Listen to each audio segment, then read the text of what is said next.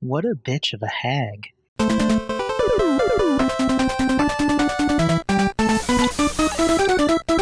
Space Coconut. Today's episode is brought to you by the Streisand effect, a phenomenon whereby an attempt to hide, remove, or censor a piece of information has the unintended consequence of publicizing the information more widely, usually facilitated by the internet. So a couple of days ago, I released a Twitch Hunter, and a few days after that, actually maybe the same day after that, I received an email, and the person asked me to, demanded that their privacy be respected, and I don't read the emails, so I can't read you exactly what this person says, so I'm going to have to paraphrase it. This individual felt that, in the email they mentioned that they did a lot of research on DMCA takedown notices and defamation laws. Now, defamation, let's talk about defamation for a second. Defamation is the action of damaging the good reputation of someone. So, unfortunately for this individual, I don't think they understand that in the video I never said anything to damage their good reputation. The only things that were said were clips of the streamer making comments of their own volition. So, now, the video did get taken down, and I was expecting it, so I had a pretty well-worded response, because the system to get the video taken or reinstated is actually pretty simple. They asked me if I actually had permission. No, I should have recorded it as I did it, but I didn't. That was my mistake. So I'm going to read the response. So I have the option to respond to the claim, explaining to the powers that be why the takedown should be reinstated. Now, one very important piece of information here is that in the email this person sent me, they essentially gave me permission to use their content. Here's the response that I gave them. In an email before the claim was made, the claimant gave me explicit permission to use their content in the removed video. I can provide the email in its entirety upon request, but the quote is as follows. As I have said, I don't mind you using our game or even montage from my Twitch to show your point in camping versus patrolling. But as of now, the comments towards me personally are becoming extremely negative, and I am not very happy with that. I will have to ask you to revise the video, otherwise I will be submitting an infringement defamation claim to YouTube. I hope you can understand. I have no control over the comments after the video has been published, which is the primary issue the claimant has with the video. The video in question is of a game that I participated in with the claimant. The video itself cuts the 2 points of view of myself and the claimant together during the course of the match to show their reactions to the events that occur during the match.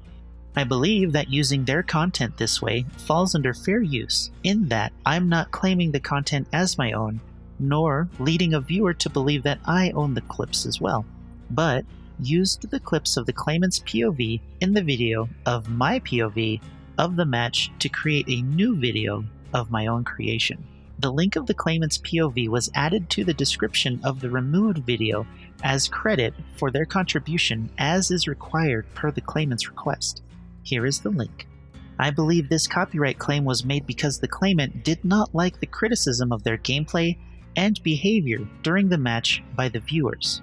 I do not believe this should be the grounds that someone should use the copyright claim system. I believe that the claimant has done so in bad faith due to their lack of understanding of what constitutes fair use, and in retribution for the outcome of the match in question, and the resulting comments. Thank you for your time.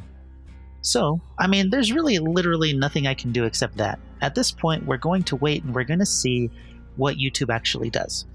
So, today, the Twitch Hunter was released on the same level with a different group of people, and you'll notice that they were quite pleasant to play with. And I think it has a lot to do with the type of person that we're dealing with here. But, we don't want to get into that bag of worms now, do we? Unfortunately, fortunately or unfortunately, this is going to be a good lesson for me, because if the video is reinstated, then the Twitch Hunter series is going to continue. And, we can continue doing that without fear of future DMCA takedown notices by salty survivors. I'll be able to use this video as a reference. I'll be able to use this entire situation, to make a disclaimer for the hunted, as it were, the other side. And, of course, if the opposite is true, if the video stays taken down, then we'll all have learned something about how fair use... I hope fair use applies. I'm pretty sure it does, but I guess, we'll really see. But, I'll find out, hey, I was wrong. And then, oh well, I'll just have to come up with something new. The important thing in this case, though, is that I want to point out the pettiness of this whole situation. We have a survivor who was so salty that they even filed a DMCA claim on the video that they were featured in. Can we talk about that for a second? What are your opinions on that particular matter? I'm really interested to hear what you have to say. Of course, I honestly was expecting this to happen eventually. It's really not a surprise.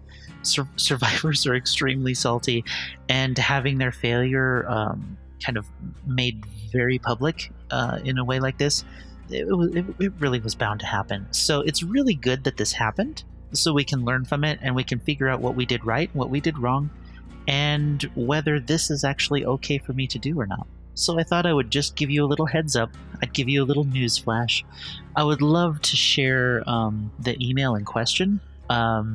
Essentially, everything in the email boils down to you guys, because you guys were calling out, making comments about the video, about the streamer in question, how well they played the match, their comments during the match, their reactions during the match.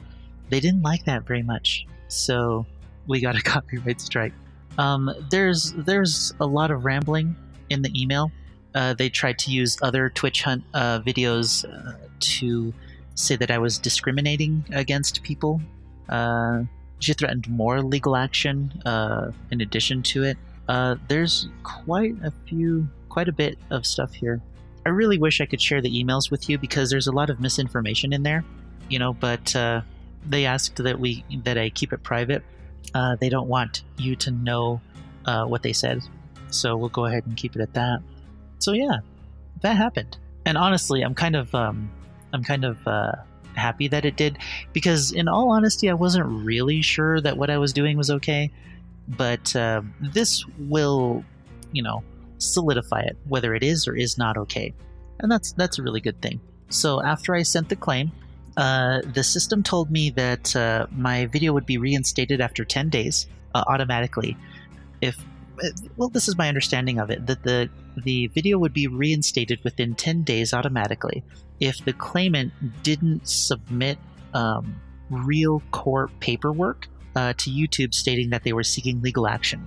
So, we'll see. There's really nothing else to this video. The background video, I think you're going to get a kick out of, because all of the background video is, from my point of view. We didn't steal anybody's information. We didn't steal anybody's image or take anything without their permission. So enjoy the video. It's probably over by now. So after I finished this video, I went to work. While I was at work, I received an email from the claimant. And it would seem that the claimant is under the misunderstanding that because YouTube took down the video, they were automatically right. And I'd like to point something out for the claimant who is probably watching this video for obvious reasons.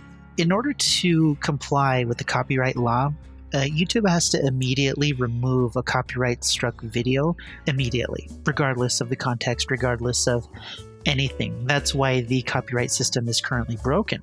That's why it can be used by people to make false claims over various videos. And this is true because of the number of videos that have been falsely claimed for various reasons.